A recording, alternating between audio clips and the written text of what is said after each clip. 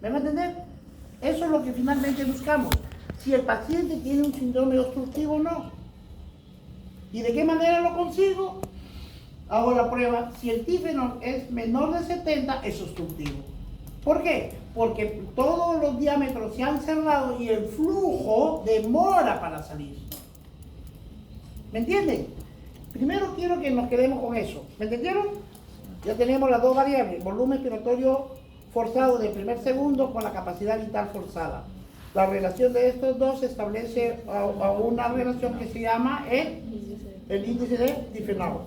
Tífenol normal es igual o mayor de 70. Si es menor de 70%, estamos frente a un problema obstructivo. Ahora, si estoy en un problema obstructivo, me pregunto, ¿este caso de obstrucción es reversible o no es reversible? No sé. ¿Qué hago? Venga para acá y le ponemos un broncodilatador. Puede ser, por ejemplo, un salbutamol. Yo agarro y le pongo. Le hicimos la primera prueba así. ¿Cuánto salió? Doctor, salió 1800 centímetros en el primer segundo. ¿Y cuánto es el volumen normal? 3000. Estamos hablando del volumen relativamente, ¿cierto? Entonces yo digo, si 3000 es el 100%, 1800, ¿cuánto es? Multipliquen 1800 por 100 y lo dividen entre 3000. ¿Cuánto sale? 1800 por 100 entre 3000.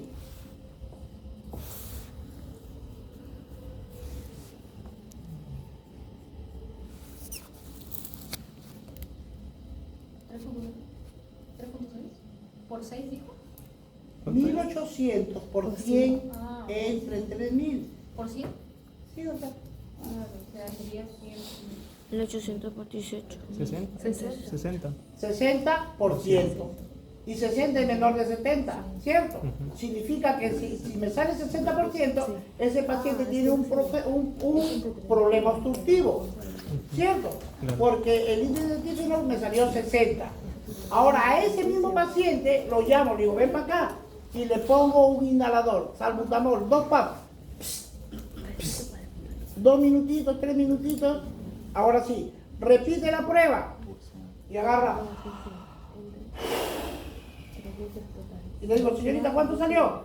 La enfermera me dice, doctor, esta vez el paciente llevaba 2400. La primera salió 1800, la segunda 2400. Planteo la regla de 3. Si 3000 es el 100%, 2400, ¿qué porcentaje es?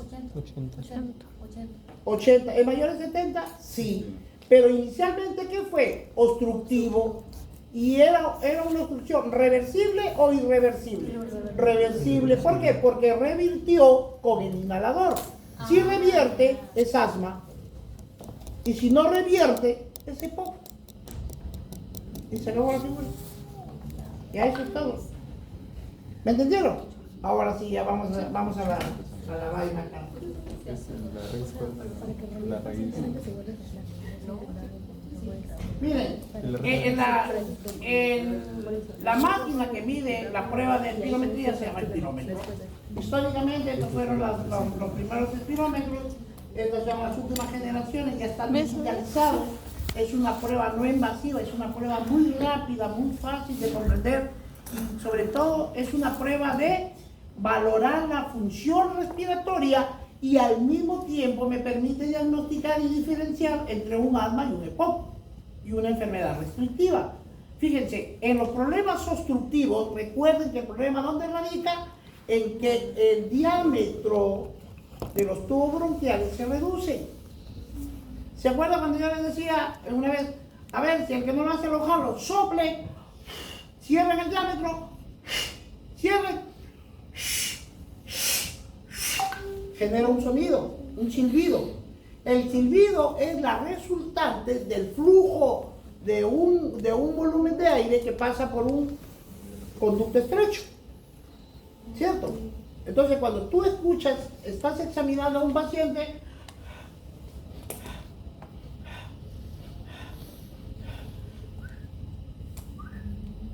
Ruidos. ¿qué encontré? Un sibilante. ¿En qué pienso? En un cuadro de obstrucción, un cuadro de bronquitis aguda. Ahora, vean esto, chicos. En el proceso de ventilación tiene dos fases. Inspiro, expiro. Esa es la ventilación. Mis dos fases, inspiración, expiración. Inhalo, exhalo. Jalo, boto. Dos tiempos. Entonces, todo este proceso de tiempo ventilatorio lo voy a dividir en tres partes. ¿Cuántos tercios tiene la unidad? 3. ¿Por qué? Porque 3 entre 3 a 1. ¿Cuántos cuartos tiene la unidad? 4. ¿Por qué? 4 entre 4, 1. ¿Cuántos quintos? 5. ¿Por qué? 5 entre 5, 1. Todo entre todo, 1. Entonces, si yo lo divido en tercios, yo pongo acá un tercio, un tercio, un tercio. Ahí están los 3 tercios. Entonces, cuando el tiempo de inspiración es, me demoro un tercio en la inspiración. Y en la expiración es, cojo 1, 2 tercios. La inspiración demanda un tercio del proceso y la expiración 2 tercios del proceso. Por eso es que la curva viene así, no es así, ¿ve? Mitad igual, no. Así un poquito elongadito. ¿Sí? Porque la expiración es un poquito más, relativamente demora un poquito más que la inspiración. La expiración demora más. Si yo escucho a un paciente, escucho.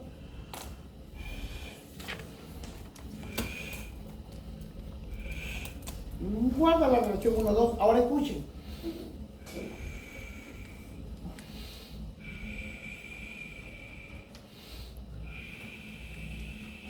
La expiración está prolongada. Es un criterio de que estoy entrando a un área de obstrucción. Si escucho una expiración prolongada y un sibilante, concluyo que estoy frente a un cuadro de una infección por bronquitis. Es una bronquitis. Ahora quiero que escuchen lo otro. Cuando uno inhala y exhala, escuchen el crepitante, friccionen su pelo, escuchen ese sonido, grábenselo. O cuando no tengan, llegan a la casa, enciendan una hornilla y echen un poco de sal. Van a escuchar el crujido, pero en mayor volumen. Quiero que se lo graben. Cuando al final de la inspiración, ojo con esto, al final de la inspiración,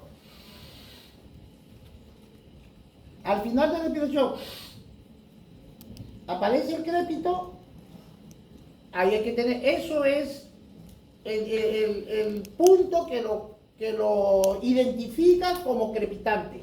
El crépito es el sonido al final de la expiración. Pero si yo hago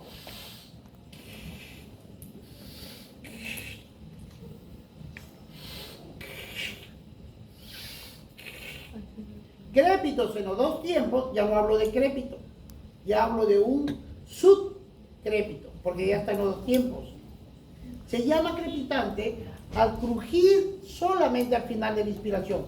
Si yo examino a un paciente y al final de la expiración hay un crujido, eso es un signo patognomónico que estamos frente a un cuadro de neumonía. Y si encuentro crépitos más sibilantes, bronconeumonía. ¿Sí? Esto es importante. ¿Qué pasa si encuentro crépito en los dos lados? Hablo de subcrepitante. Si hay subcrepitante, busquen y comparen los dos emitórax. Si hay predominantemente en uno, hay una infección pulmonar.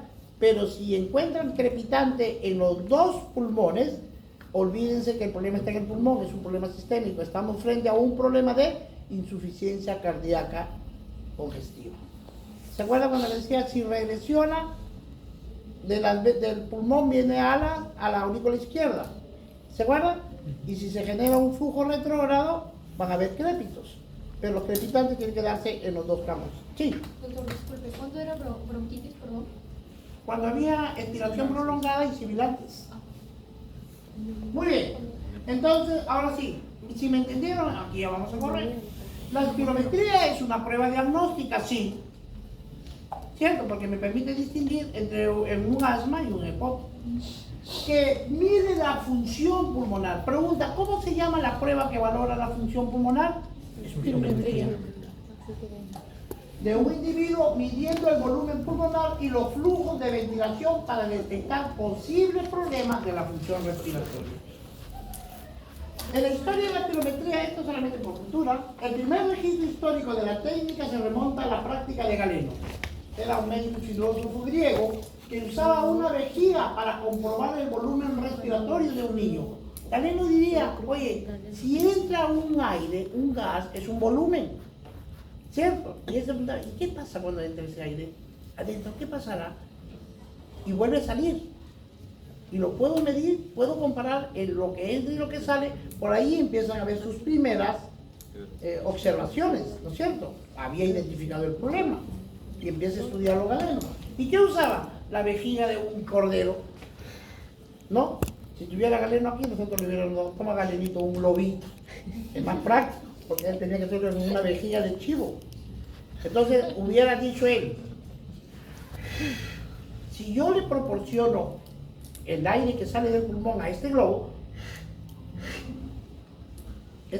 tiene una capacidad de distensibilidad, tiene una capacidad máximo de estiramiento. ¿Qué pasa si yo llego al límite y le sigo dando más volumen de presión?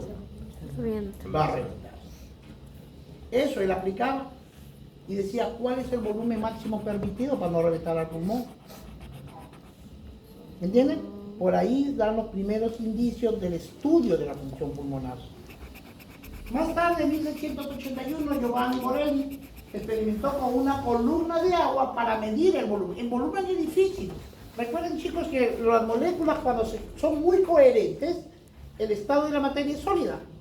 Cuando las moléculas están parcialmente adheridas, el estado de la materia es líquida.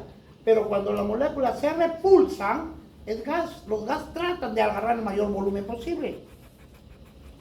Pretendan meter un gas en una botella, sería difícil, ¿cierto? Entonces, cuando agarran el gas de la cocina, ¿no es cierto? Las empresas meten el gas a presión y le ponen una válvula, porque el gas naturalmente trata de salir y expandirse.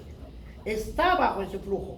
Y a veces algunas válvulas, por la presión permanente, se desgastan y empieza a salir una fuga, un flujo, una salida de gas. ¿No es cierto? En los tanques. Entonces, normalmente es el gas metano no tiene olor, sino que los fabricantes al balón lo llenan con unas sustancias que parece rata podrida, con el propósito de advertirle que hay fuga, ¿no? Porque en verdad el gas no huele. Imagínate que hubiera fuga y no le hubieran echado eso. Vieron como cumpleaños las casas que volaran, ¿no? Entonces eso hace distinguir. Entonces, eso él quería medir. Es como si yo quiero medir el efecto. Miren esto. ¿Por qué se movió? La fuerza que genera. Porque el muerto no jalan.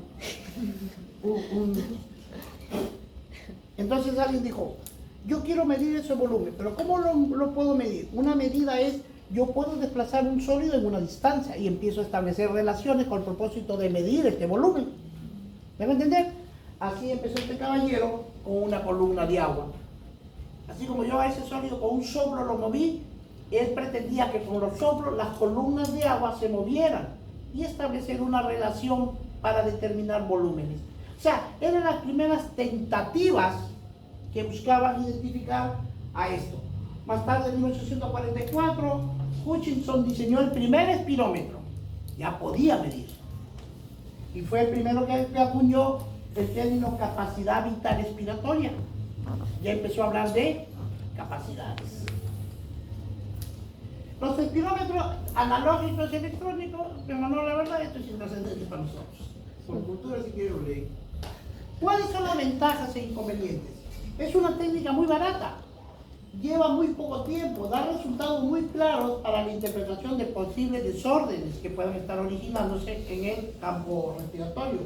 Es una técnica no invasiva, es como la ecografía, no invade el cuerpo y es extraordinariamente eficaz, ¿no? Hoy, por ejemplo, a mí me enseñaron la técnica para valorar el hígado, 7 técnicas en semiología, al vaso 5 técnicas. ¿Quién tiene más sensibilidad, mi mano o el ecógrafo? El ecógrafo. ¿No es cierto? Pero ustedes de todas maneras van a pasar por cinematología y les van a enseñar las técnicas para valorar y a lo básico. ¿Por qué? Porque cuando se vayan al cerro, a la punta del cerro, no tienen que correr. Hoy en día, la Organización Mundial de la Salud ha exigido ningún médico puede recibirse el título de médico cirujano general, porque así salimos todos como médicos generales. Ningún médico puede salir si no tiene la capacidad de manejar la ecografía básica.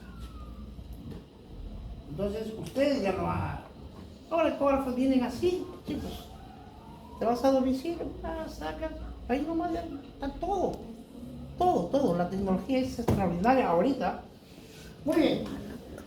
Hay algunas contraindicaciones. Por ejemplo, el proceso agudo de POC, neumotoras, angor inestable, un preinfarto, una tuberculosis activa, donde el cuerpo tiene que estar en reposo. Un recién operado, no hagas fuerza. No lo dejes que hable porque se llena de gases. Si se distiende va a tener dolor. Es delicadito, ¿cierto? Hay que notar. Imagínate que le digas, siéntate para hacerte la prueba de espirometría. Hemos definido que la prueba de espirometría es una prueba forzada. Exige fuerzas y hay ciertas limitaciones para el examen, que más adelante vamos a ver cuáles son las contraindicaciones y las limitaciones en que no debe de haberse. Hay dos tipos de espirometría. La espirometría forzada, que es exactamente lo que queremos, es una prueba forzada. Y la espirometría simple, ¿qué es simple que no es forzada? ¿Y en qué consiste? Esta me va a decir, sopla, muy bien, bien Cholito, 4 volúmenes, 4 capacidades, nada más. Ese es el propósito de la espirometría simple. ¿Entienden? Y esto es importante recordarlo. A ver, ¿cuáles son los volúmenes respiratorios? 1. Corriente. 2. Volumen de reserva expiratorio. 3. Expiratorio. Volumen de reserva expiratorio. Y volumen residual. perfecto. Capacidades. 1. Capacidad inspiratoria. Capacidad inspiratoria. ¿Es igual a la sumatoria de quién? De volumen de corriente volumen más volumen de reserva inspiratoria. Perfecto. El volumen de reserva funcional. Es el La volumen. reserva más el de respiración. Volumen de reserva respiratoria más el volumen de reserva. No, de la expiración. Volumen residual más volumen de. El volumen, la capacidad de reserva funcional. Las capacidades son sumatoria de volúmenes. Sí. La capacidad de reserva funcional es la sumatoria del volumen de reserva expiratoria más el volumen residual.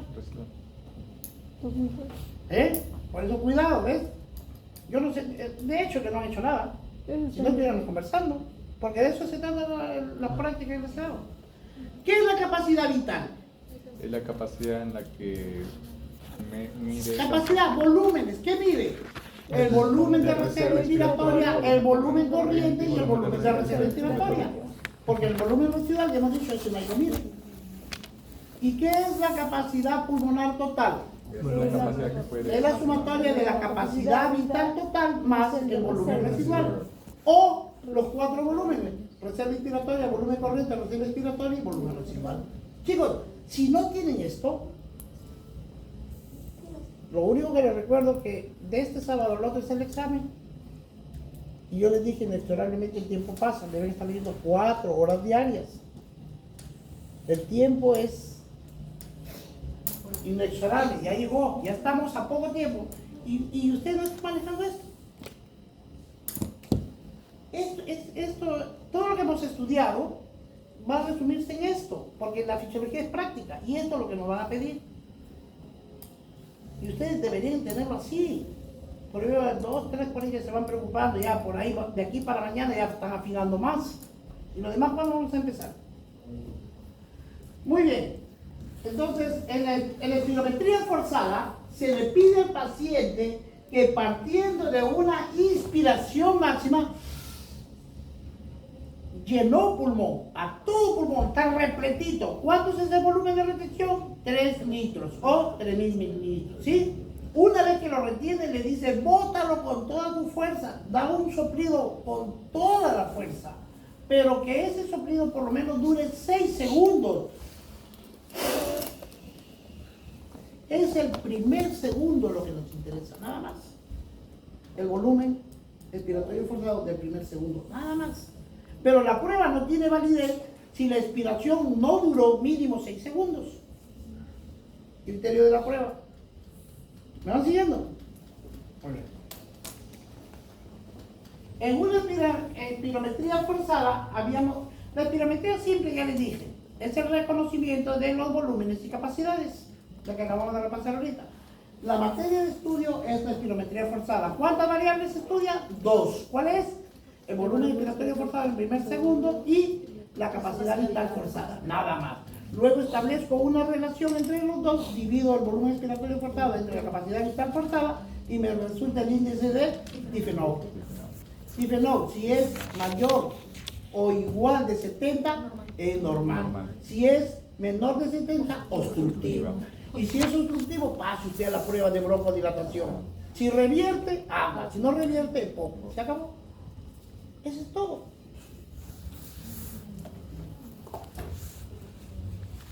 Los volúmenes pulmonares, ya hay los pasos, chicos, para avanzar. Eso ya lo hemos repetido. Solamente para recordar acá, por ejemplo, el volumen de la arteria respiratoria, ¿cuánto es? Los 3000. Y planteamos una regla de 3 simple. Si 3000 es el 100%, en el volumen respiratorio en el primer segundo, ¿cuánto salió? Tanto plantea. Si 3000 es el 100, lo que salió, ¿cuánto es? Y lo ve.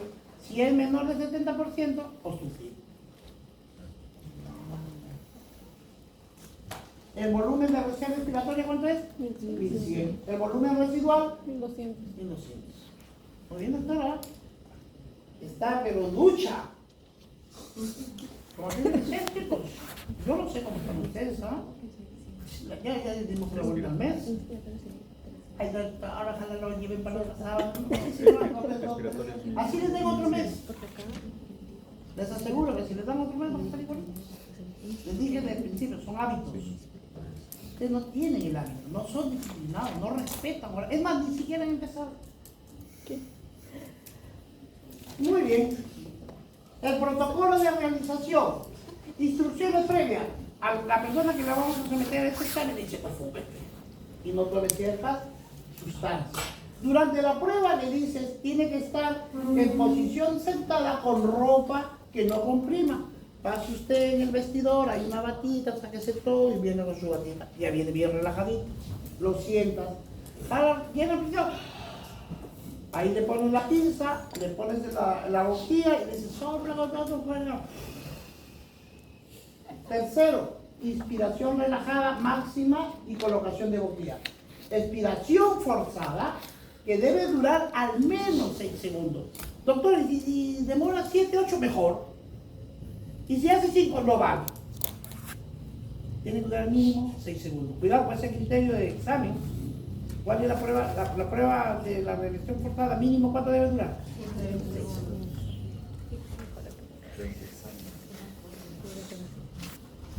Al finalizar la prueba, vamos a hacer las referencias, ¿no es cierto? A ver, ¿cuándo era la prueba de broncodilatación?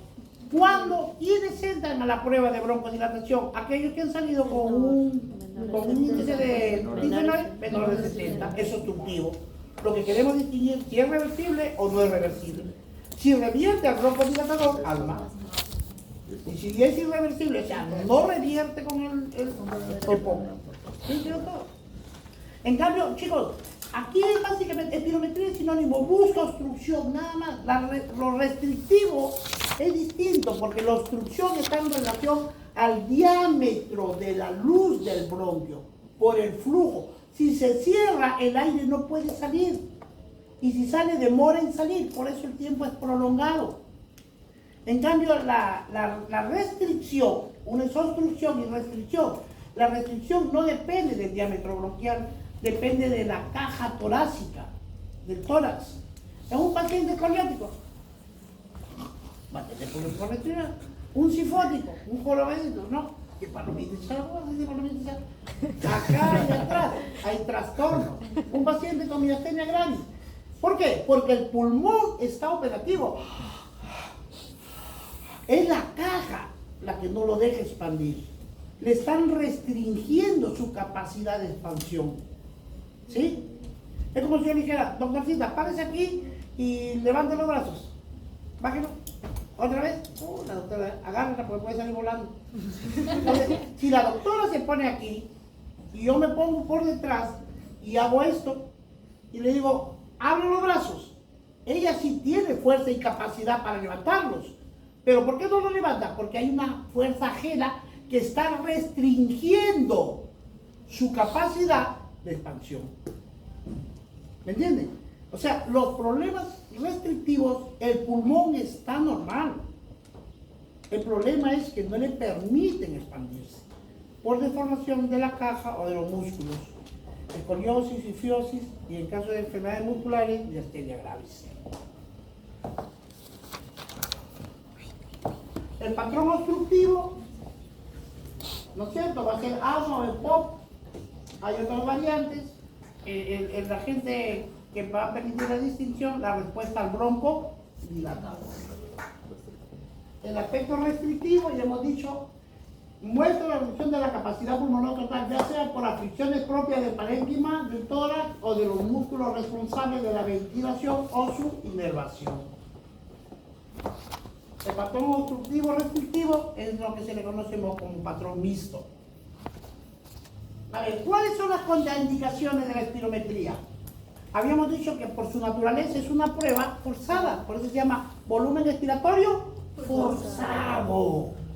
Sobre la capacidad vital forzado, va a demandar fuerza, ¿cierto? Si te traen a un paciente, ha tenido desprendimiento de retina, ven, siéntate, sopla, ¡pum! Obvio, se te quedó la retina. Si tiene una cirugía ocular, si está inestable, está con un preinfarto, lo hace soplar, genera presión, se infartó. ¿Qué es un aneurisma? Es una acumulación de sangre en un vaso cerebral. Bueno, no cerebral, pero es No una cerebral. acumulación de sangre. Es la ruptura. Oye, doctora, ¿tiene idea? Por ahí va. Miren, un vaso, la vena, ¿cierto? Cuando una vena se dilata, se llama varices. Y cuando una arteria se dilata, se llama aneurisma. Entonces, como hay una circulación cerebral, es probable que exista un aneurisma cerebral. Entonces, la arteria cuando se dilata se hace como un globo y mecánicamente, conforme va creciendo, va comprimiendo las paredes del encéfalo. Y esa comprensión de la materia parenquimal encefálica puede traducirse como dolor, como mareo, como irritación o como un foco convulsivo. ¿Entienden? Otra de las características es que la pared de la arteria se pone muy finita. ¿Sí? Si ustedes, acuérdense, tienen que estudiar las características de la pared arterial, qué diferencia con una característica de la pared venosa. Ya eso supongo que cuando vayamos a cardiovascular ahí vamos a estudiarlo mejor. Lo cierto es que el aneurisma, recuerden que es una capa, es una dilatación y es una capa muy fina. Y cuando aumenta la presión, esta se rompe y puede generar un accidente cerebrovascular, hemorragia. ¿No es cierto? Entonces, si una persona tiene aneurisma, sopla con toda tu cara, ¡pum! O sea, estas son contraindicaciones, no les podemos a estas personas, con esta patología están contraindicados. Neumotoras, hay aire, está lleno del aire, si lo hago soplar, va a reventar.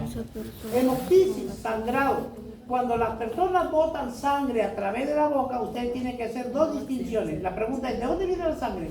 ¿Del aparato digestivo o del aparato respiratorio? Si es del aparato digestivo, se llama hematemesis. Y si viene del árbol bronquial, se llama hemoptisis. ¿Cómo la diferencio? El de la digestivo es un charco así, es un pozo de sangre. En cambio, la hemoptisis es sangre con moco, ¿sí? Con burbujas, mucoide, viene del árbol respiratorio. Limitaciones, traqueostomía. Un pacientito que le han hecho un huevo aquí, le han puesto y por ahí respira. Siéntate para hacer la espirometría. Si tiene problemas en la boca, no le vas a hacer. Si a una persona tiene hemiplegia facial, ¡sobra! Estas ya son. Por eso tengan cuidado. ¿Cuáles son las contraindicaciones y limitaciones exclusivas que no pueden entrar a la prueba? Eso es lo que yo quiero. ¿Qué medimos? Por favor, grábense esto, chicos. ¿Qué medimos? Dos variables, nada más. El volumen expiratorio forzado en el primer segundo y la capacidad vital funcional, nada más. Luego establezco una relación entre los dos, se llama el índice de difenol. Si es mayor o igual de 70 es normal, si es menor de 70 obstructivo. ¿Qué tengo que hacer? Prueba de broncodilatación para ver si es reversible o irreversible. Si responde, anda, no responde, se acabó.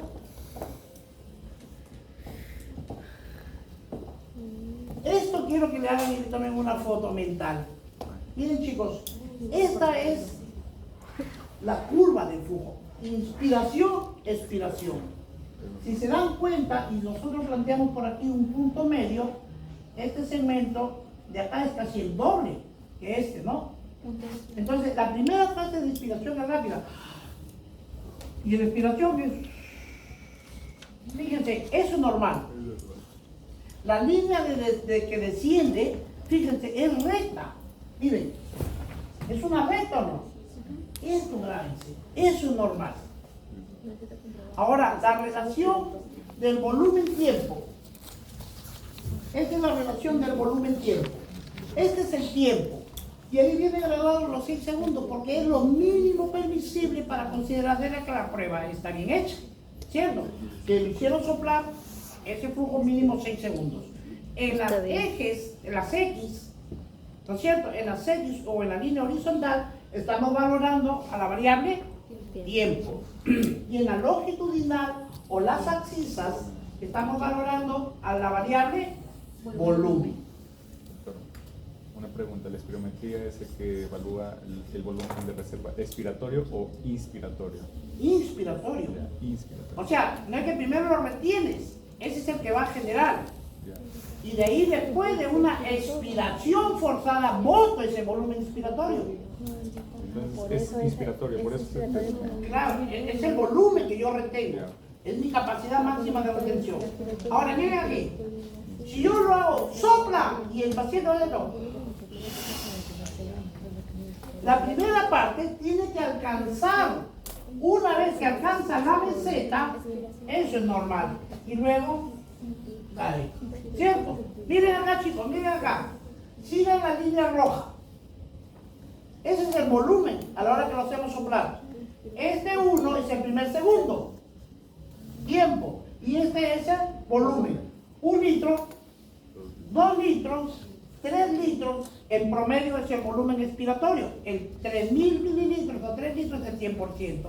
Este paciente, ¿cuánto ha expirado en el primer segundo? 3.000. Aquí, mira, yo subo y hago el corte. Aquí, y este es 1, 2, 3, pasó los 2 litros y medio. A ojo de buen cubero, no más cierro, no pretendo medirlo. Ponle que tenga 2.600. ¿Qué planteo? Si 3.000 es el 100%, 2.600, ¿cuánto será? Multiplico 2.600 por 100 y lo divido entre 3.000. ¿Cuánto sale? 2.600 por 100 entre 3.000. Ahí nomás en la computadora.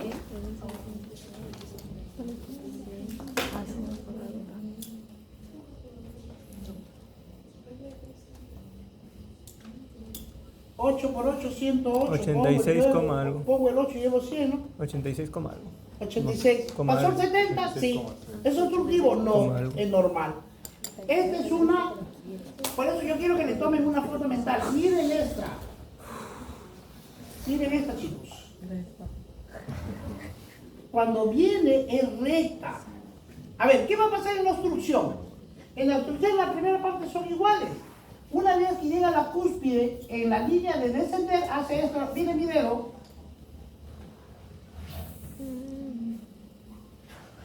Hace una concavidad, tirando para allá, porque si se hubiera ido para allá sería una convexidad. Entonces sube y a la hora lo normal es esta línea recta, pero en la obstrucción sube y baja y hace una concavidad. Baja, hace una concavidad. ¿Entienden? Ese va a ser el patrón de la obstrucción. Doctorcito, a veces te están caminando, doctor, miren, me han hecho una espirometría. Con ver la figura, ay, es obstructivo. ¿Y te han puesto inhaladores? Sí. ¿Y qué dijo el doctor? Sí, que tengo que usar atosis asmática. ¿Se acabó? Pero ven el volumen.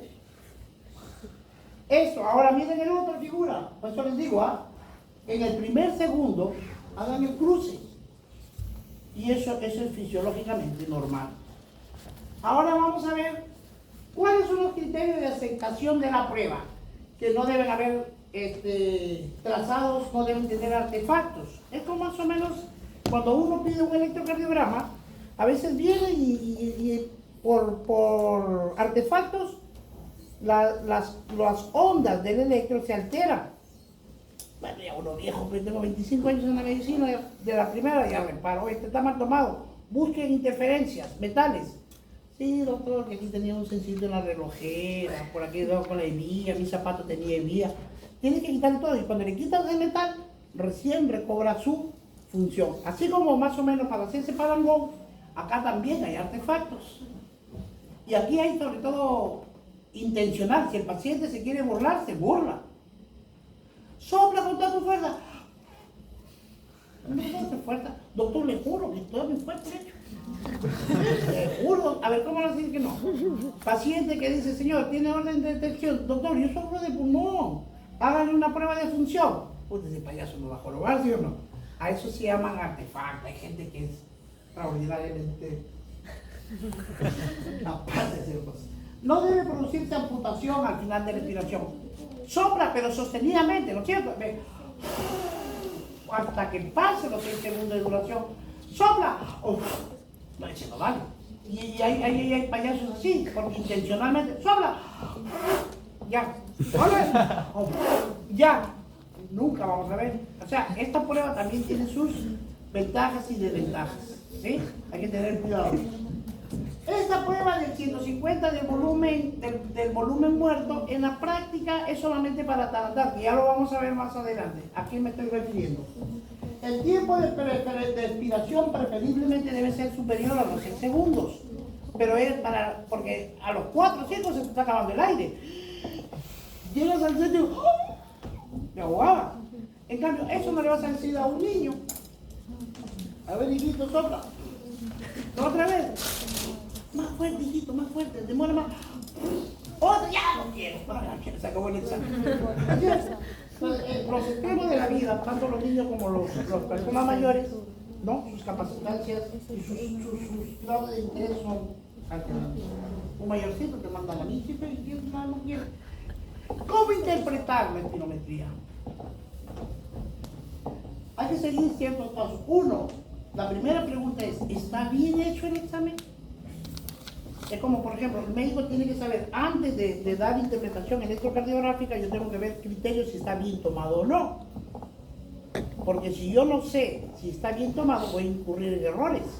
Exactamente lo mismo, porque son pruebas de diagnóstico. La primera pregunta, ¿está bien tomada o realizada la espirometría?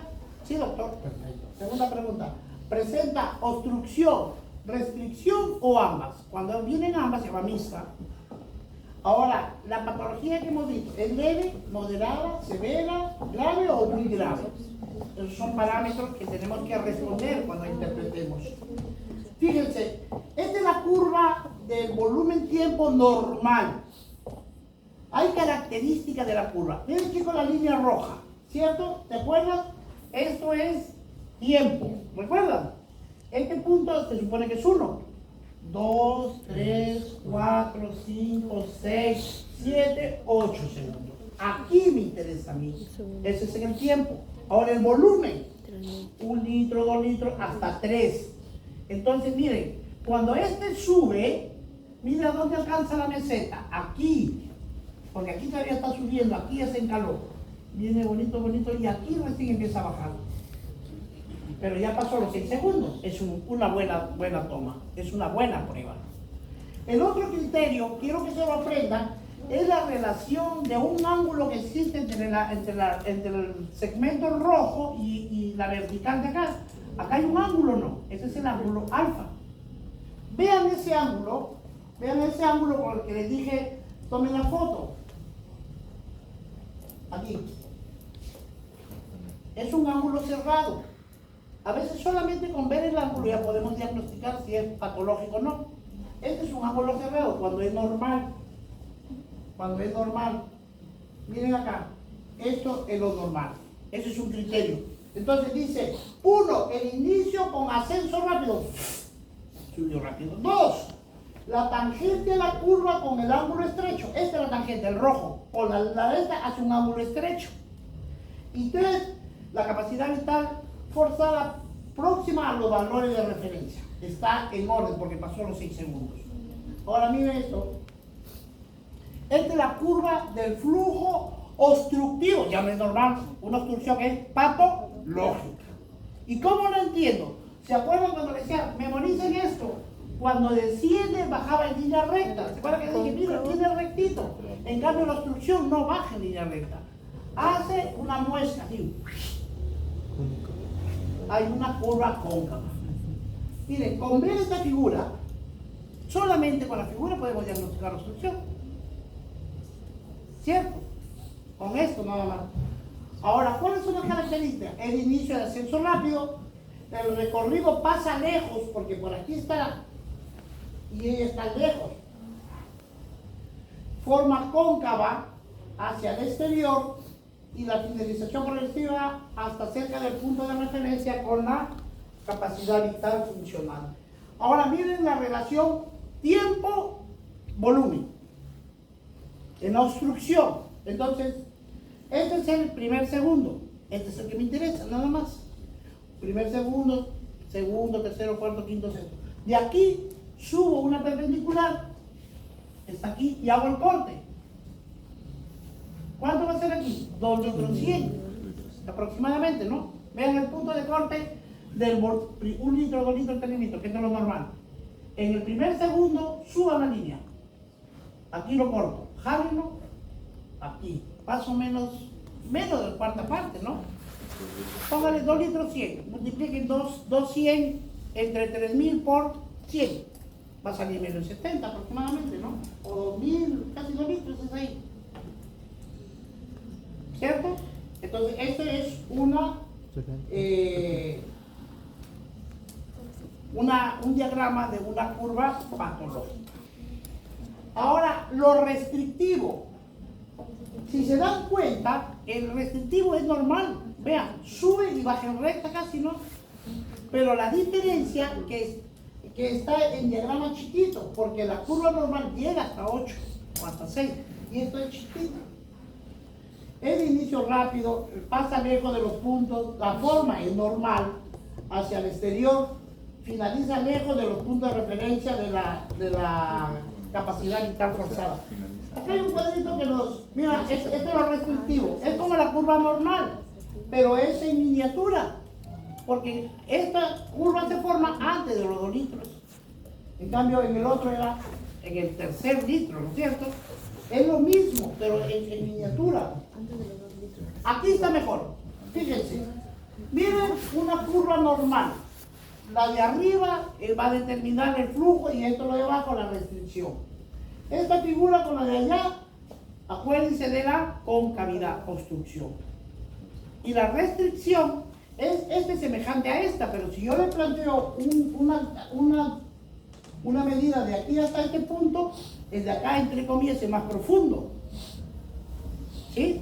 Tienen que ver la amplitud de la onda inversa, ¿cierto? Esas son características de la... Y en la restricción, los volúmenes están restringidos. Y este es listo porque aquí va a haber obstructivo restrictivo. ¿Claro? Sí. Adelante. Buenas noches. Doctor, Revisa ¿también se tu puede decir WhatsApp. que es restrictivo si no llega hasta los 6 segundos? ¿Ah? Si es que no llega hasta los 6 segundos. No, pues esa es la prueba. El análisis de la prueba no te habla del tiempo, te habla de 2 variables. Por eso es la relación. ¿Qué es el índice de Stephen? Es el volumen del primer segundo sobre la capacidad. El tiempo de los 6 segundos es para si la prueba estuvo bien tomada o no. ¿Sí? Cuidado, por eso cuando te acuerdas que dijimos cuáles son los parámetros que vamos a evaluar o estudiar. Es el volumen respiratorio en el primer segundo y la capacidad, nada más. El tiempo viene para determinar si estuvo o no estuvo bien tomado el examen. Miren, los valores numéricos. Fíjense, este se llama el índice de Diffenor, ¿no es cierto? Si es mayor o igual de 70, es normal. Y si es menor de 70, obstructivo. La capacidad vital funcional, perdón, la capacidad vital forzada siempre va a ser igual o mayor al 80%. Prueba. Y el volumen expiratorio forzado va a ser igual o mayor al 80%. ¿Entienden? Este saludo a la bandera porque en la práctica no de nada me sirve esa variable. Ahora, valores numéricos de la obstrucción. Aquí está. Este es el determinante. El índice de tífeno es menor de 70%. En consecuencia, este es un paciente obstructivo. ¿Qué paso si te sale obstrucción? ¿Qué tienes que hacer?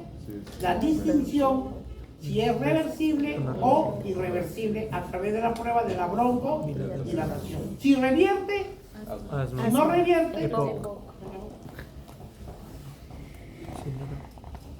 la restricción aquí está. Este es un cuadro resumen. Miren, en los cuadros obstructivos la característica es que el índice de tífeno siempre va a estar bajo. Esa es su característica. El índice determina la obstrucción. En cambio, en el restrictivo, ¿cómo está el índice? Normal. Ahora, la capacidad vital forzada. En el obstructivo, ¿cómo está? Normal. Esta es una característica. Puede ser pregunta de examen. ¿Sí? Hemos estudiado dos variables y hemos establecido una relación. ¿Cuáles son las dos únicas variables de la espirometría? El volumen expiratorio forzado de primer segundo y la capacidad vital forzada. Son dos variables, nada más tienen que estudiar. Y establecer la relación, lo dividen, que sale el índice de tífeno. Fíjense, la capacidad vital forzada es normal en el obstructivo, pero en cambio en el restrictivo está disminuido. Ahí les tengo un video que ahí van a reforzar lo que pretendo decirles hoy.